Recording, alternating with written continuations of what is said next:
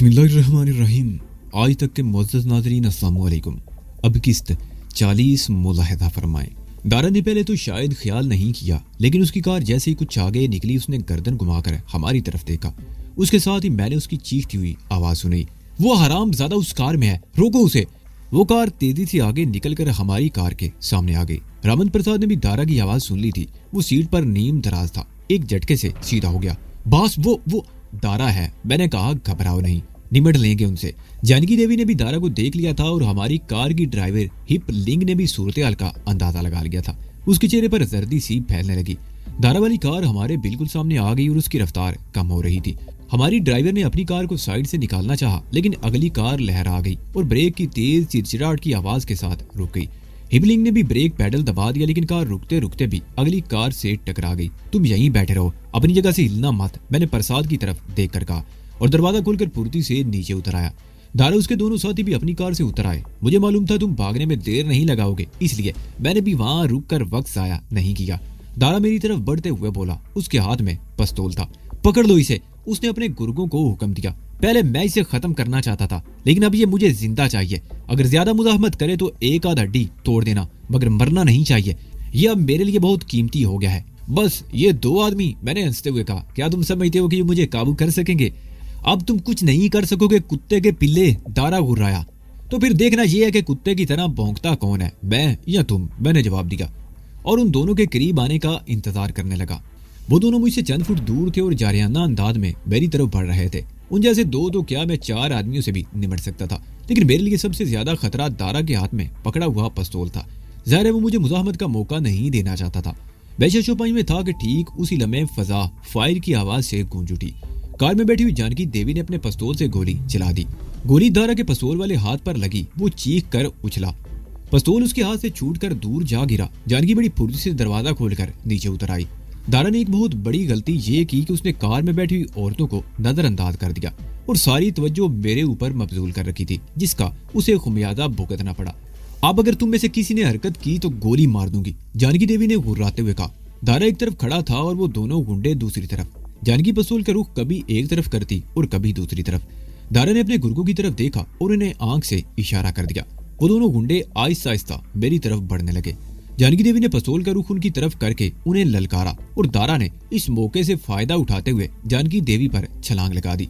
जानकी देवी ने गोली चलाई, मगर इस मर्तबा निशाना खता हो गया।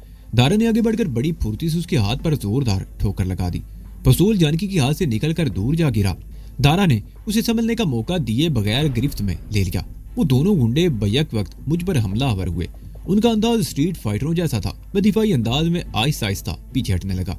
वो दोनों मेरे बहुत करीब आ गए। इससे पहले कि वो मुझ पर हमला आवर होते, मैं बड़ी फुर्ती से नीचे बैठ गया और बाएं पैर की एड़ी पर घूमते हुए लात चला दी। उनमें से एक तो पिंडली पर मेरे पैर की ठोकर लगने से ढेर हो गया, लेकिन दूसरा बर वक्त उछल कर अपने आप को बचा गया। लेकिन मैंने उसे मौका नहीं दिया।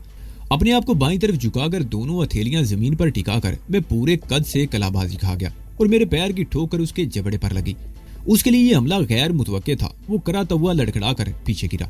मैंने उठने में देर नहीं लगाई। पहला हरीफ उठकर हमला करने के लिए पर तोल रहा था। मैंने उसका पंच रोकने की कोशिश की, मगर कामयाब ना हो सका। कौन-सा वजनी हथौड़े की तरह मेरे जबड़े पर लगा और मेरा दिमाग झुंझुना गया। मैं लड़खड़ा कर रह गया। इससे पहले कि मैं संभलता, 2 और घुंसे मेरे जबड़े पर लगे। मेरा दांत हिलकर रह गया। मुंह में खून का जायका महसूस करके मैंने अपने आप को संभाल लिया। मैंने उसका अगला वार रोक लिया। एक हाथ से उसकी कलाई को गिरफ्त में ले रखा था और दूसरे हाथ से उसके उसी कंधे पर खड़ी हथेली का वार किया। वो बिलबिलाकर आगे झुका। मैंने उसकी ठोड़ी पर घुटने से जोरदार जरब लगाई तो वो बिलबिलाता हुआ सीधा हो गया। उसके साथ ही मैंने उसके जबड़े पर घुंसे रसीद करते हुए उसका बाजू छोड़ दिया। वो लड़खड़ाता हुआ अपने साथी पर गिरा जो उठने की कोशिश कर रहा था। खम, मैंने स्टांस बदलते हुए दोनों हाथ आगे निकाल दिए। मेरा अंदाज इख्तियाल दिलाने वाला था। मैंने अपने उस्ताद मास्टर हुचन से एक बात सीखी थी, लड़ो मगर अपना दिमाग ठंडा रखो। हरीफ को इख्तियाल दिलाओ और मौका पाकर अपना वार करो। मैं इस वक्त यही पॉलिसी अपनाए हुए था। वो दोनों अगरचे मुझसे कहीं ज्यादा ताकतवर थे और मुझसे ज्यादा गर्म दिमाग भी। मैंने अपना दिमाग ठंडा कर रखा था, मगर वो इख्तियाल में आ गए। वो दोनों उठकर मेरी तरफ बढ़े। मैं अब भी अपने हाथों को उसी तरह हरकत दे रहा था। वो जैसे जैसे करीब पहुंचे, मैं किसी ताकतवर स्प्रिंग की तरह अपनी जगह से उछला और अपने आप को कई फुट ऊपर तक उठाता चला गया। और फिर नीचे आते हुए मैंने दोनों टांगों को इस तरह झटका कि मेरी दोनों किक्स उन दोनों की खोपड़ियों पर लगी। ये डुअल किक मुझे जंगल वाले कैंप में मास्टर हांग सू ने सिखाई थी और उसके लिए मुझे कई हफ्तों तक बड़ी मेहनत करना पड़ी थी। मैं अपनी जगह पर खड़े खड़े 8-9 फुट सीधा ऊपर उठ सकता था। वो दोनों बिलबिलाते हुए दाएं बाएं गिरे। मैं जमीन पर पैर टिकाते ही संभल गया और मुझे इधर उधर देखने का मौका मिल गया। हिप लिविंग स्टीयरिंग पर सर झुकाए बैठी थर थर कांप रही थी और जानकी देवी को दारा ने दबोच रखा था। जानकी अपने आप को छुड़ाने की पूरी जिद्दोजहद कर रही थी। दारा ने उसके 1-2 करारे हाथ भी मार दिए थे। उसके होंठों से खून बह रहा था। मैं दारा की तरफ लपका, लेकिन उन दोनों गुंडों ने उठकर मुझे दबोच लिया। रामन प्रसाद कार में बैठे बैठे चीख रहा था। उन दोनों गुंडों ने मुझे बुरी तरह जकड़ लिया था। मैंने जोर आजमाई करने की बजाय अपने जिस्म को ढीला छोड़ दिया। वो समझे कि मेरी कुव्वत मुदाफित जवाब दे चुकी है, लेकिन मैंने अपना जिस्म एक लम्हे को ढीला छोड़ा था। मैंने एक गहरा सांस लिया और पहल करते हुए जिस्म की पूरी कुव्वत बाजू में समेट ली और जब मैंने बाजुओं को झटका दिया तो वो दोनों उछलकर कई फुट दूर जा गिरे। मैं पुश्त के बल पड़ा था। मैंने दोनों हाथ सर के पीछे जमीन पर टिका लिए, पैरों को समेटकर अपने जिस्म का ब्रिज बनाया और एक झटके से सीधा होते हुए सामने की तरफ कलाबाजी खाई।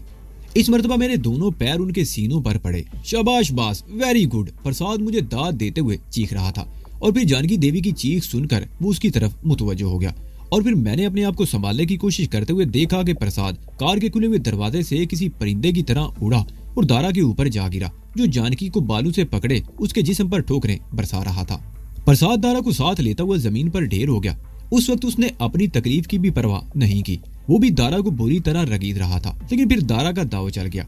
वो अपने आप को छुड़ाकर फुर्ती से उठ खड़ा हुआ और प्रसाद पर ठोकरें बरसाने लगा।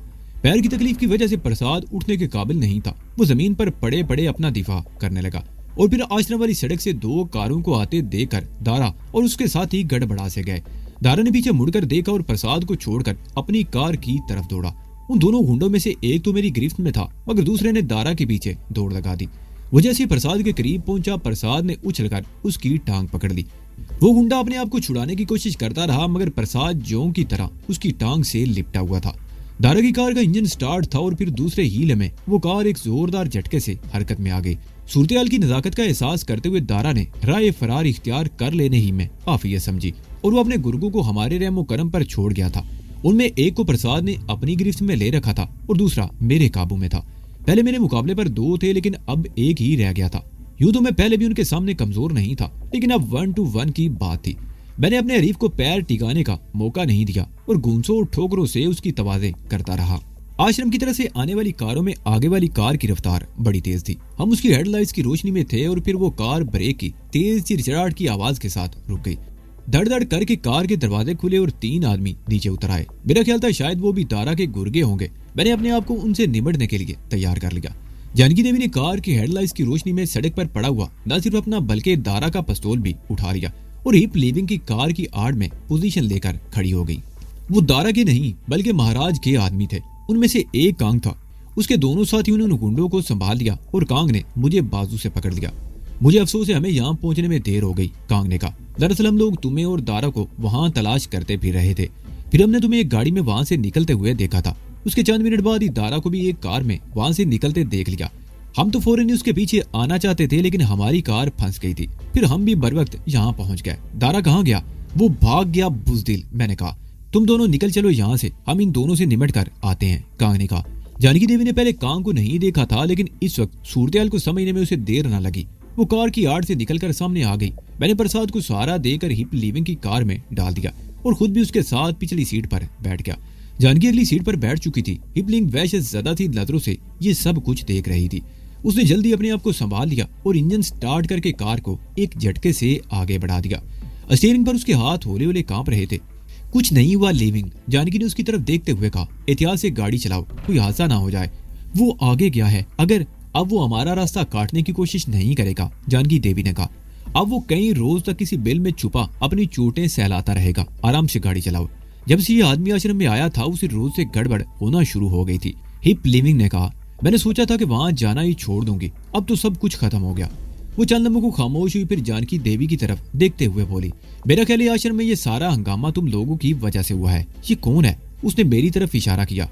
लंबी कहानी है, जानकी ने कहा। इसकी वजह से तुम्हें डरने की जरूरत नहीं। ये दुरुस्त है कि दारा को इसी की तलाश है और ये तलाश बहुत अरसे से है, लेकिन जब तुम इसकी कहानी सुनोगी तो तुम्हें इससे हमदर्दी और दारा से नफरत हो जाएगी। दारा वही शख्स है ना जो भाग गया है? हिप लिविंग ने पूछा। हाँ वही है, दुनिया का सबसे सफाक तरीन कातिल और सबसे बुज़दिल आदमी। उसकी सफाकी और बुज़दिली का अंदाजा तो मुझे भी हो गया है, हिप लीविंग ने कहा। 2 दिन पहले उसने एक आदमी को आश्रम के अंदर इस बुरी तरह पीट डाला था, उसकी एक पसली तोड़ दी थी और दीवार से बाहर फेंकवा दिया था। उसका कसूर सिर्फ ये था कि उसने स्वामी के पैर चूमने से इनकार कर दिया था। जानकी देवी ने बात पूरी कर दी। तुम्हें मालूम है? हिप लीविंग ने चौंक कर उसकी तरफ देखा। हाँ, मैं वहाँ मौजूद थी। मैं तो उस बदमाश की तलाश में गई थी और उसकी हरकतों का जायजा ले रही थी। जानकी देवी ने जवाब दिया। कहीं तुम्हारा ताल्लुक पुलिस से भी तो नहीं है? हिप लीविंग ने जानकी की तरफ देखते हुए कहा। नहीं, जानकी देवी ने जवाब दिया। ये एक अलग नोयत का मामला है। तुम इसके बारे में थोड़ा बहुत जान गई तो कांप उठोगी। पिछले चंद महीनों में शहर में जितने भी हादसात होते रहे हैं उनके जिम्मेदार टाइगर और दारा हैं, जिन्होंने महात्मा बुद्ध के मुजस्समे से सोना चुराने की कोशिश की थी। और जिस शख्स ने सोना चोरी होने से बचाया, दारा और टाइगर ने उसे लोगों के सामने बम से उड़ा देना चाहा। वो कई बेगुनाहों का कातिल है। टाइगर तो चंद रोज पहले वैदान के हाथों मारा गया और दारा भी अभी बचा हुआ है। वो गर्दन तक गुनाह और जराइम की दलदल में धंसा हुआ है। ओह, हिप लीविंग चौंक गई। वैदान वही तो नहीं जिसका इन हंगामों के हवाले से अखबारों में भी नाम आता रहा है? लेकिन उसका तुमसे क्या ताल्लुक है? मेरे और वैदान के ताल्लुक का अंदाजा तो तुम इस तरह लगा सकती हो कि वो इस वक्त मेरे साथ है, जानकी ने कहा। वो जज्बात में कुछ ज्यादा ही बोल गई थी। क्यों? क्या? स्टीयरिंग पर हिप लीविंग का हाथ काम कर रह गया और कार लहराने लगी। गाड़ी संभालो, जानकी देवी चीखी। हिप लीविंग ने फौरन ही अपने हवास पर काबू पा लिया और सामने लगे हुए आईने का जाविया दुरुस्त करके पीछे देखने लगी। मेरे साथ प्रसाद भी था और उसके लिए शायद ये फैसला करना दुश्वार था कि हम दोनों में वैदान कौन है और प्रसाद कौन। वो वैदान कौन है? मिलाकर उसने जानकी से ये सवाल कर ही डाला, वो जिसने थोड़ी देर पहले दारा के 2 गुंडों की पिटाई की थी। जानकी देवी ने मुस्कुराते हुए कहा। हिप लीविंग आईने में मुझे देखने लगी। शायद उसे जानकी की बात का यकीन नहीं आ रहा था। आम आदमी के लिए मेरे बारे में ऐसी बात का यकीन करना मुमकिन भी नहीं था, लेकिन हिप लीविंग चौंके अपनी आंखों से सब कुछ देख चुकी थी, इसलिए उसे यकीन तो करना ही पड़ा था। हमसे पहले जो लोग शहर में पहुंच चुके थे उन्होंने शायद पुलिस को आश्रम में होने वाले वाकये की इतला दे दी थी और अब सामने से कुछ गाड़ियां आती हुई नजर आ रही थी। सायरन की आवाजें अब भी फजा में गूंज रही थी। उनकी छतों पर लगी हुई लाइटों से अंदाजा लगाया जा सकता था कि वो पुलिस और फायर ब्रिगेड की गाड़ियां थी। हिप लीविंग ने कार सड़क के किनारे पर लगाकर रोक ली। पुलिस की कई गाड़ियां और लातादाद फायर इंजन सायरन बजाते हुए तेज रफ्तारी से आश्रम की तरफ दौड़े जा रहे थे। तकरीबन 10 मिनट बाद हिप लीविंग ने गाड़ी आगे बढ़ा दी, लेकिन उसने रफ्तार हल्की ही रखी क्योंकि सामने से अब भी कुछ गाड़ियां बड़ी तेज रफ्तारी से आ रही थी। ग्रैंड होटल से उसने कार मेन सोकम वट रोड पर मोड़ ली। अभी रात के 11 ही बजे थे। इस सड़क पर खासी रौनक थी। हमारा ख्याल था कि किसी टैक्सी स्टैंड के करीब हम कार रुकवा कर उतर जाएंगे और वहां से किसी टैक्सी में बैठकर वार्ड ट्रीमिट की तरफ रवाना हो जाएंगे। उस सड़क पर कुछ आगे जाकर हिप लीविंग ने कार जेली सोकम वट 62 एका माई रोड पर मोड़ ली तो मैं चौंके बगैर ना रह सका। आगे बैठी हुई जानकी देवी ने भी नोट कर लिया कि वो किस तरफ जा रहे हैं। उस तरफ कहाँ जा रही हो? वो हिप लीविंग की तरफ देखते हुए बोली। हमें मेन रोड पर किसी टैक्सी स्टैंड पर ड्रॉप कर देती तो। मैं देख रही हूँ कि तुम तीनों को फर्स्ट एड की जरूरत है। हिप लीविंग ने उसकी बात काट दी। तुम्हारा वो तीसरा साथी तो तकलीफ से मुसलसल करा रहा है। मेरा घर यहाँ से ज्यादा दूर नहीं, तुम तीनों को फर्स्ट एड मिल सकती है। जानकी ने मुड़कर मेरी तरफ देखा। मैंने इस बात में गर्दन हिला दी। मेरे ख्याल में हिप लीविंग पर एतमाद किया जा सकता था और फिर मैं इस हालत में महाराज के सामने नहीं जाना चाहता था। क्या हम तुम पर एतमाद कर सकते हैं लीविंग? जानकी ने अजीब सी नजरों से उसे देखा। करना ही पड़ेगा। हिप लीविंग पहली मर्तबा मुस्कुराई। तुम जानती हो मैंने तुम्हें अपनी कार में बैठते ही पहचान लिया था। ये सब कुछ देखकर और तुम्हारी बातें सुनकर मुझे तुम लोगों से हमदर्दी हो गई है। अगर तुम लोगों के खिलाफ मेरे दिल में कोई बात होती तो तुम लोगों को कहीं ड्रॉप कर देती और फिर पुलिस को तुम्हारे बारे में बता देती। लेकिन शुक्रिया लीविंग। जानकी सीधी होकर बैठ गई। कार सोए चार्डन सिक रोड पर मुड़ गई और थोड़ा ही फासला तय करने के बाद सोए थांगलू पर घूम गई। ये सारा पुरसुकून रिहायशी इलाका था। सोए थांगलू एक कुशादा गली थी जिसके दोनों तरफ बंगले बने हुए थे। हिप लीविंग ने एक बंगले के सामने कार रोकी। सामने विंड स्क्रीन के करीब रखे हुए पर्स में से चाबियों का गुच्छा निकाला और इंजन चलता छोड़कर नीचे उतर गई। जानकी देवी अपनी जगह से सिरक कर ड्राइविंग सीट पर आ गई और जब हिप लीविंग ने गेट खोला तो कार आगे बढ़ा दी। लीविंग मुस्कुरा दी थी। कार अंदर जाने के बाद उसने गेट बंद कर दिया। जानकी ने पोर्च में कार रोकी और इंजन बंद कर दिया। इस दौरान में हिप लीविंग भी वहां पहुंच गई और बरामदे में दाखिल होकर दरवाजा खोलने लगी और फिर अंदर दाखिल होकर वो बत्तियां जलाती चली गई। जानकी देवी भी उसके पीछे पीछे अंदर आई और फिर हिप लीविंग का इशारा पाकर बाहर आ गई। मैंने और जानकी ने प्रसाद को सहारा देकर कार से उतारा और उसे अंदर ले आए। वो बुरी तरह करा रहा था। अंदर आकर रोशनी में देखा तो मैं उछल पड़ा। उसका पैर सूजा हुआ था। पहली मर्तबा मोच आने के बाद अगर वो आराम से बैठा रहता तो शायद इतनी ज्यादा तकलीफ ना होती, लेकिन दारा से गुथम गुथा होने के बाद तकलीफ बढ़ गई थी।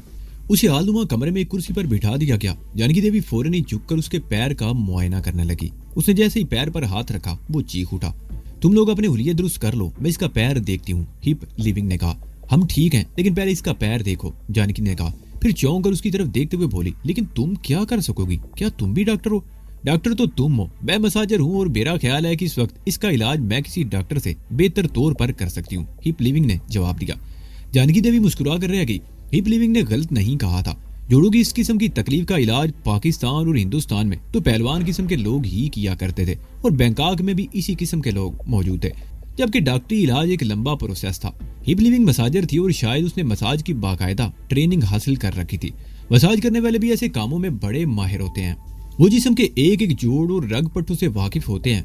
प्रसाद के टखने का जोड़ हिल गया था और इस वक्त उसे हिप लिविंग ही बिठा सकती थी। हिप लिविंग किचन में चली गई। तकरीबन 10 मिनट बाद वो पानी गर्म करके ले आई। प्लास्टिक एक टब भी था जो उसने प्रसाद वाली कुर्सी के करीब कालीन पर रख दिया और नीले रंग की चौड़े मुंह वाली एक डिबिया ले आई जिसमें मटियाले रंग की क्रीम भरी हुई थी। वो कुर्सी के करीब कालीन पर बैठ गई, टब को प्रसाद के पैर के नीचे रखा और गर्म पानी से उसका पैर धोने लगी। पैर को हरकत होने से प्रसाद बार बार करा रहा था और जब वो तोरी से पैर खुश कर रही थी तो प्रसाद ने बड़ी बेबसी से जानकी की तरफ देखा। तुम्हें तो खुश होना चाहिए कि एक हसीन औरत तुम्हारे पैर धो रही है, जानकी ने मुस्कुराते हुए कहा। हिप लिविंग भी उसकी इस बात से मुस्कुरा दी। अब वो करीम से प्रसाद के पैर पर मालिश कर रही थी। उसने अगरचे हल्का हाथ रखा था मगर प्रसाद सिसकारियां भरते हुए बार बार पहलू बदल रहा था। हिप लिविंग का इशारा पाकर मैं कुर्सी से पीछे खड़ा हो गया और दोनों हाथ प्रसाद के कंधों पर रख दिए। लिविंग प्रसाद के पैर पर मालिश करती रही। पैर बुरी तरह सूज गया था। वो टखने के आसपास की जगह को अंगूठों से सहला रही थी। प्रसाद अब ज्यादा बेचैन था। लिविंग ने एक हाथ पंजे पर रखा और दूसरा एड़ी पर और फिर उसने अचानक पैर को जोरदार झटका दिया। प्रसाद बुरी तरह चीख उठा। उसके साथ उसने कुर्सी से उछलने की कोशिश की मगर मैंने उसके कंधों को बड़ी सख्ती से दबा रखा था, जबकि जानकी ने करीब बैठकर उसकी टांग गिरफ्त में ले रखी थी। लिविंग ने एक और झटका दिया। कड़क की हल्की सी आवाज उभरी। प्रसाद इस मर्तबा पहले से भी ज्यादा जोर से मचला। अगर मैंने उसे दबोच ना रखा होता तो वो यकीनन कुर्सी से गिर पड़ता। उसने चीख रोकने के लिए सख्ती से दांत भींच रखे थे। बस बस, काम हो गया, अब तुम्हें कोई तकलीफ नहीं होगी। अब मैं पट्टी लपेट दूंगी, तुम्हें आराम मिल जाएगा। लिविंग उसके पैर पर मालिश करते हुए बड़बड़ा रही थी। मालिश करने के बाद उसने पैर पर स्क्रैप बैंडेज लपेट दी और अपनी चीजें समेटने लगी। अब तुम्हें सिर्फ आराम की जरूरत है, पैर को ज्यादा हरकत मत देना। लिविंग के कहने पर मैं प्रसाद को गोद में उठाकर एक कमरे में ले आया और बिस्तर पर लिटा दिया। उसके बाद ही मैंने अपने आप पर तवज्जो दी। लड़ाई के दौरान में मेरे जबड़े पर घुंसे लगने से एक दांत हिल गया था जिसमें तकलीफ हो रही थी। मैंने माउथ वॉश से चंद कुलियां की मगर जाहिर है माउथ वॉश से दर्द कम नहीं हो सकता था।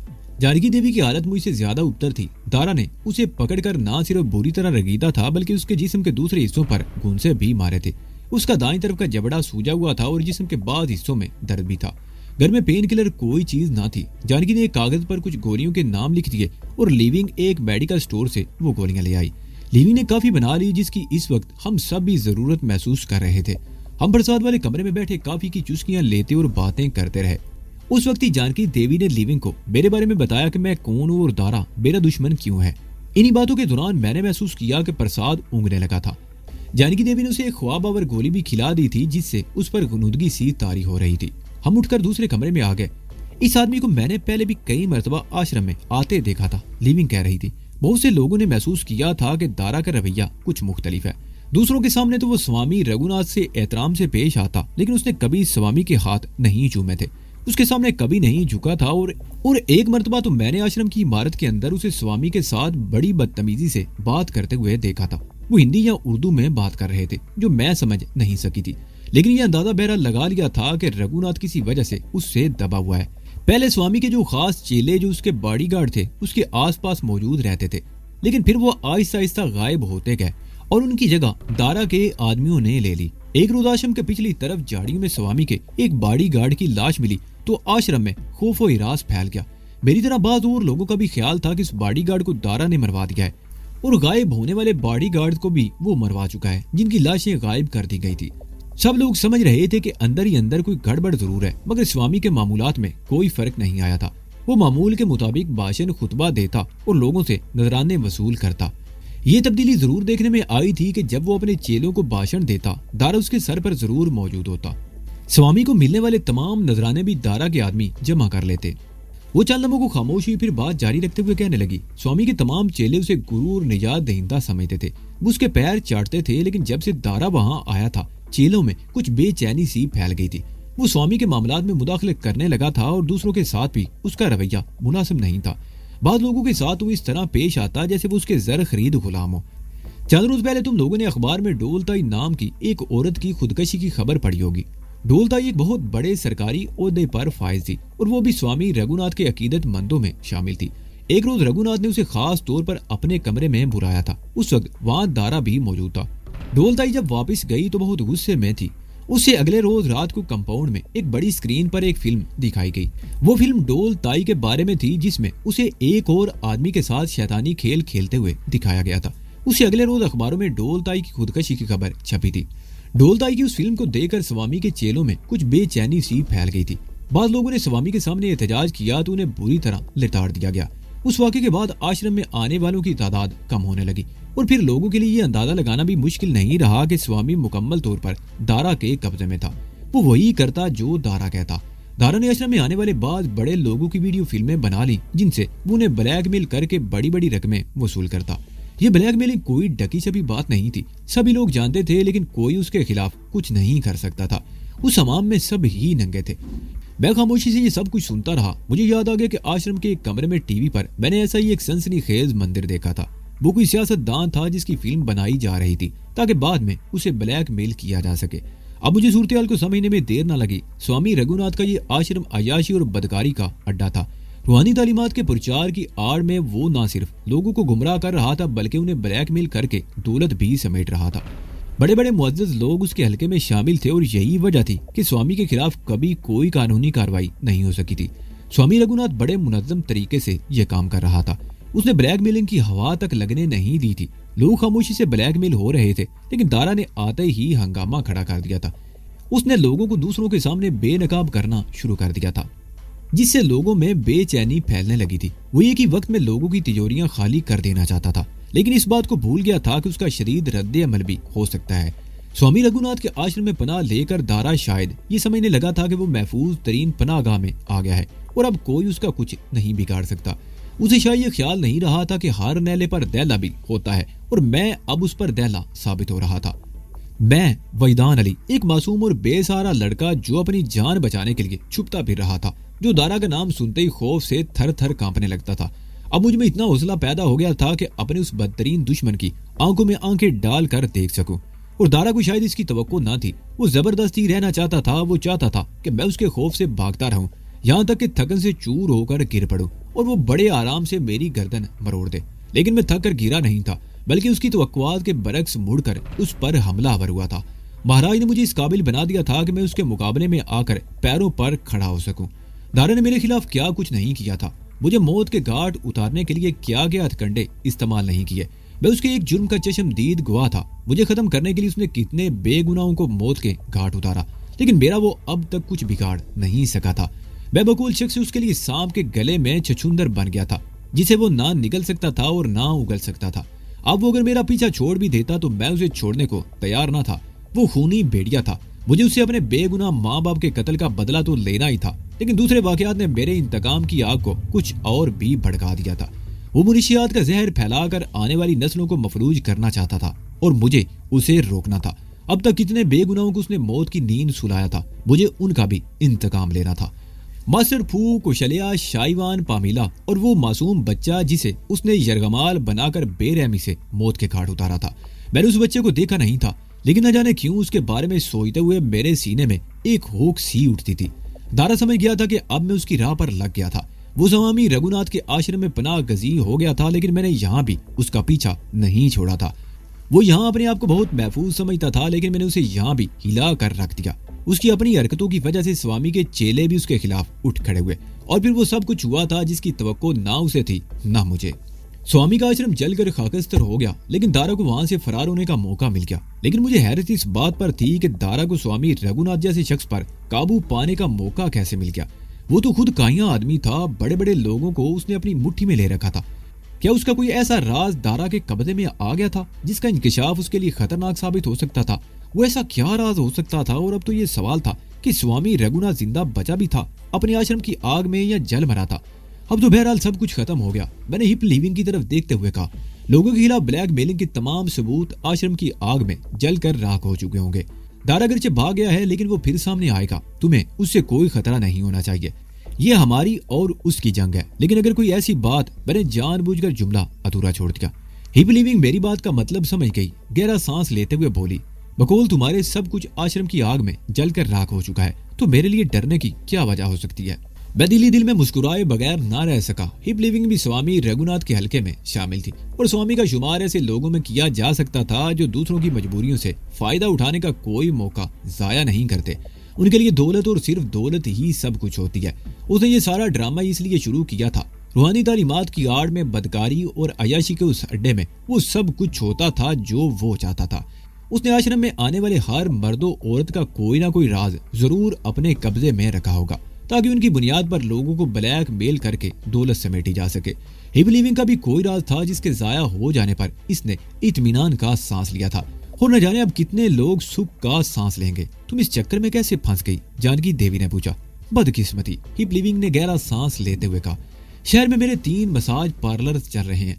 तीनों पार्लर बड़े होटलों में हैं। रोजाना हजारों की आमदनी है। एक रोज मेरे दफ्तर में मिसिस डोल ताई से रूहानियत के मौजू पर बात होने लगी। वो मेरी पुरानी कस्टमर थी।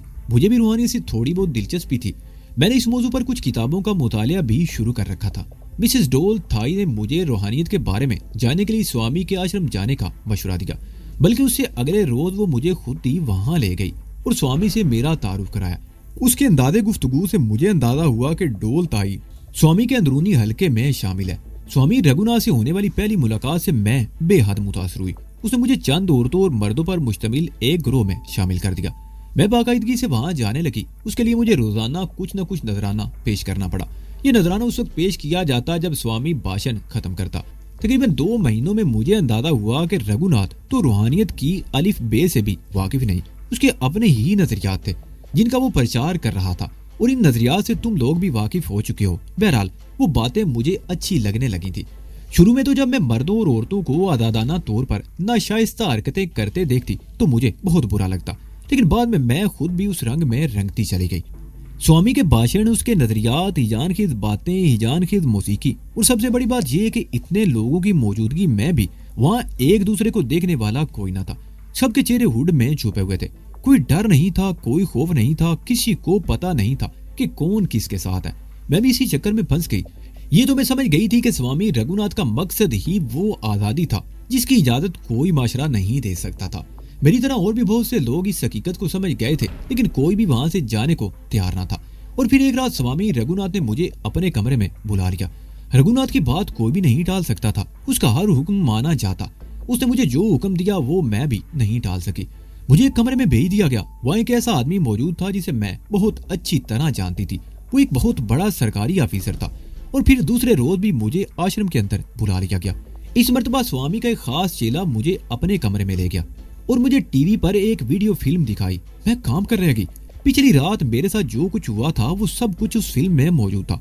मुझे फिल्म दिखाने के बाद मुझसे एक बड़ी रकम का मुतालबा किया गया और उसके साथ ही धमकी भी दी गई। मैंने खामोशी से वो मुतालबा पूरा कर दिया और फिर हर 2 हफ्ते बाद मुझसे इतनी रकम का मुतालबा किया जाता रहा।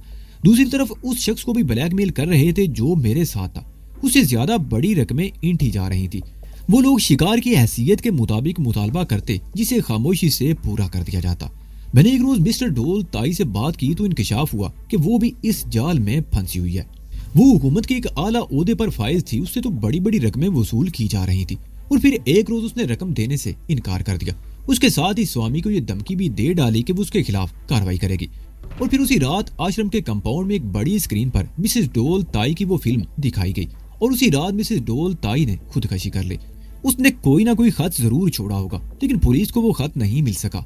कंपाउंड में सैकड़ों लोगों की मौजूदगी में मिस्टर डोल ताई की उस फिल्म की नुमाइश का मकसद दूसरों को वार्निंग देना था कि अगर किसी के ज़हन में बगावत का ख्याल हो तो वो उसे भूल जाए।